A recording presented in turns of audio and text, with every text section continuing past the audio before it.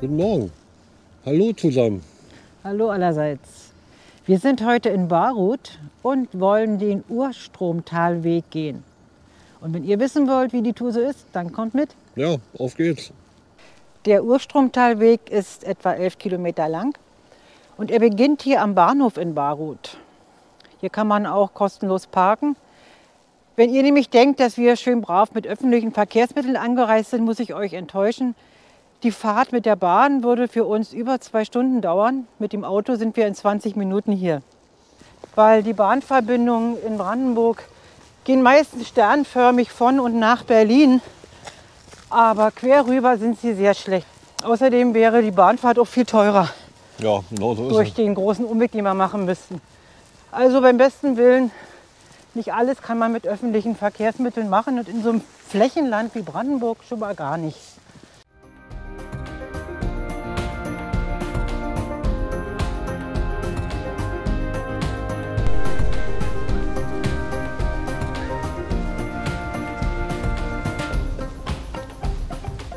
Vom Bahnhof läuft man erstmal hier durch so eine schöne Allee bis zum Schlosspark.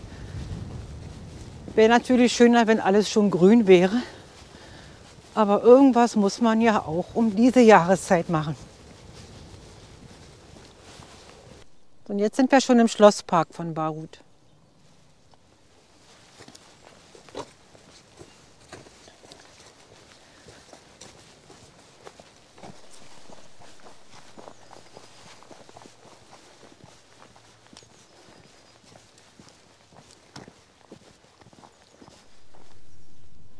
Schlossteich mit Insel.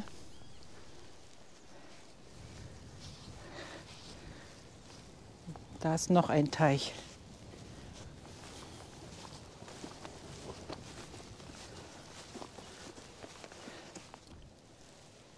Bei dem Schloss Baruth handelt es sich um einen Gebäudekomplex aus altem und neuem Schloss. Es war Sitz der Standesherrschaft Baruth, die 1596 vom hessischen Haus Solms erworben wurde, das ab 1615 eine eigene Linie Solms-Baruth bildete. Hier haben wir mal ein ganz besonderes Bankmodell.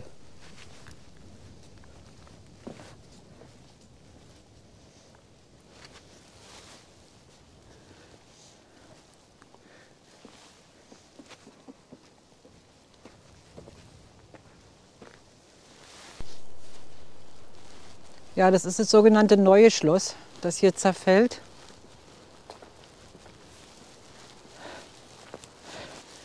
Und das alte Schloss ist saniert worden. Da gehen wir jetzt mal rüber, da kann man zum Beispiel auch heiraten. Ja, das ist das alte Schloss, das wie gesagt saniert wurde und jetzt für Feierlichkeiten, für Trauungen gebucht werden kann. Ein schöner Durchgang. Ganz urig.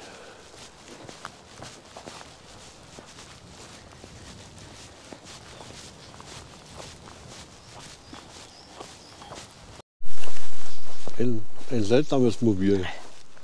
Sieht aber noch fahrtüchtig aus. Das im Kern 500 Jahre alte Schloss ist der einzig erhaltene Teil einer 4-Flügelanlage mit Wohn- und Wirtschaftsgebäuden. Und das sogenannte Neue Schloss liegt im Dornröschenschlaf. Ja, schade um dieses Gebäude. Es hat auf jeden Fall Potenzial. Hier ist Baruth, hier sind wir. Und das ist unser heutiger Rundweg.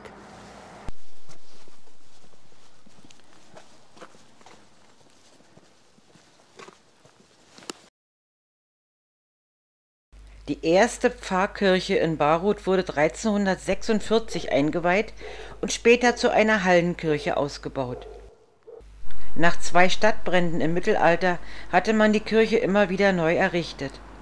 Der heutige Bau der Stadtkirche St. Sebastian ist ein gotischer Sakralbau und datiert auf das Jahr 1685. Postsäule von 1730.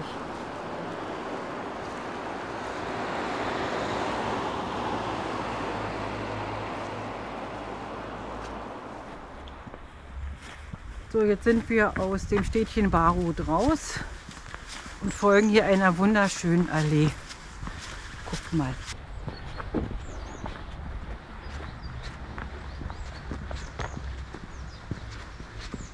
Da geht's nach Pablitz. Da wollen wir hin. So, unser Weg würde jetzt da lang führen. Wir wollen aber auf den Frauenberg, 101 Meter hoch. Also einer von Brandenburgs Alpengipfeln. Wir überqueren dann diesen Hügel und kommen auf der anderen Seite wieder auf den Wanderweg zurück.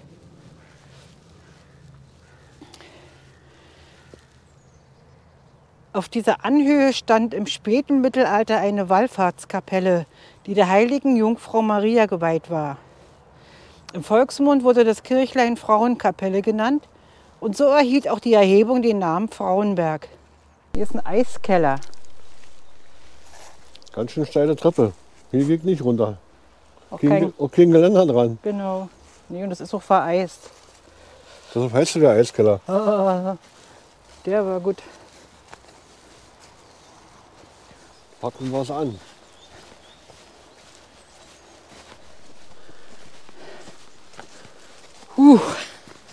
Langsam kommen wir schon wieder ins Schnaufen, ne?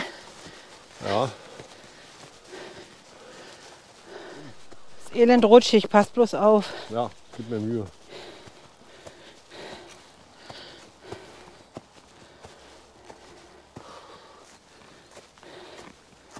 Ach Gott, Durchgang verboten.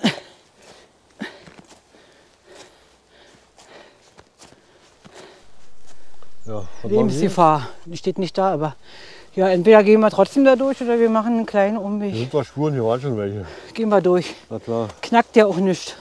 Eben. Nee, aber da liegen noch mehr Bäume, da kommen wir gar nicht mehr weiter. Also wir mussten jetzt ein Stück zurückgehen, weil man da oben wegen umgestürzter Bäume nicht mehr durchkam.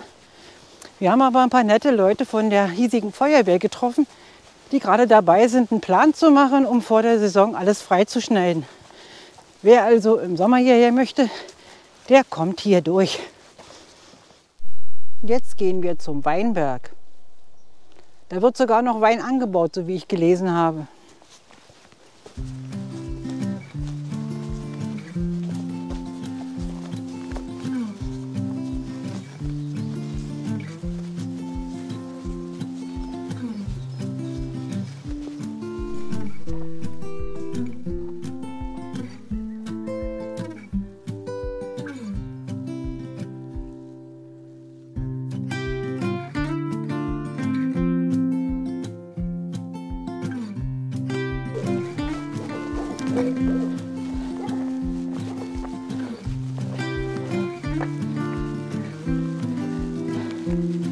Hier sind die Rebstöcke.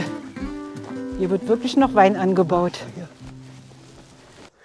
Ja, und hier sind wir, wie man lesen kann, sogar auf 105 Meter.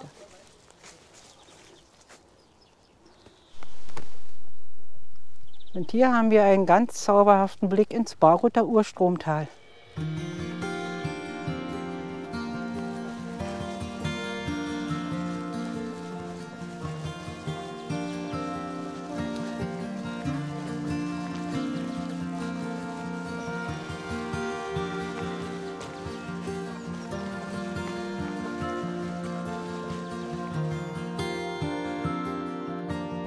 Das Baruther Urstromtal entstand vor etwa 21.000 Jahren als Abflussbahn von Schmelzwässern während der maximalen Ausdehnung des Weichsel-eiszeitlichen Inlandeises. Es ist damit das südlichste und älteste der 3 großen weichselzeitlichen Urstromtäler in Brandenburg.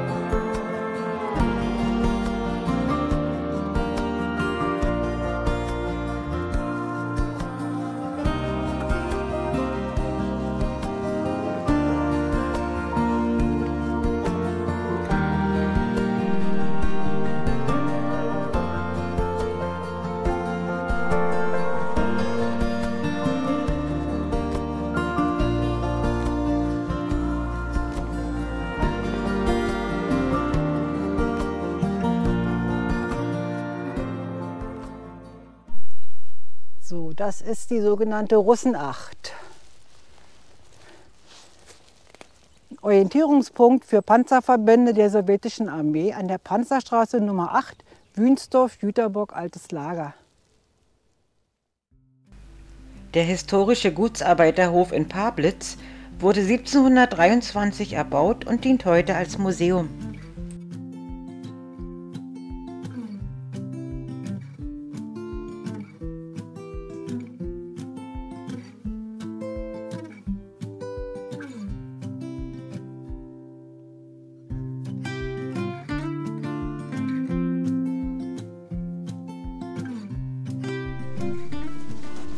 Wir sind jetzt in dem Dorf Pablitz und da vorne geht es rechts rum zurück nach Baruth. 3 Kilometer steht da drin.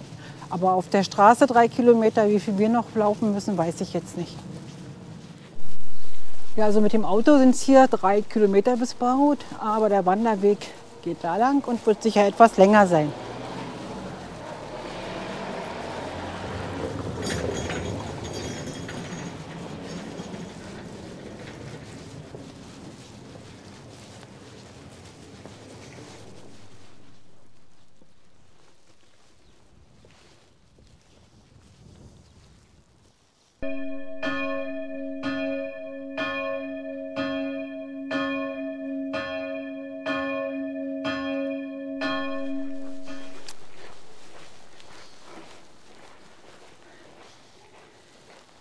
Ich weiß nicht, ob man es erkennen kann. Da drüben sind die Kirchtürme von Baruth, von der St. Sebastianskirche.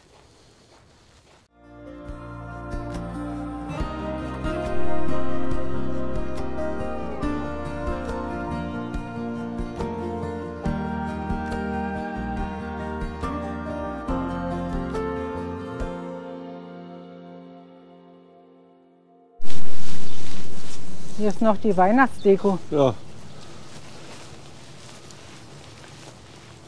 schöner Rastplatz mitten in einer Ortslage hier von Pablitz-Birkenhain. Der Festplatz des Dorfes. Hier gibt es nämlich sogar einen Backofen.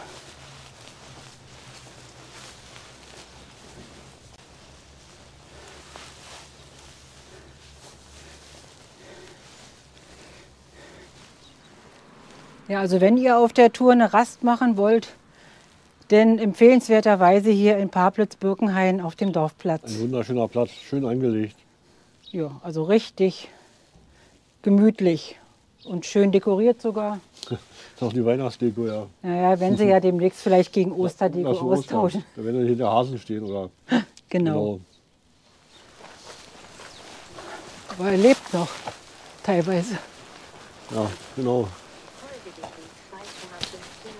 Oh. Also hier geht's zurück nach Baruth.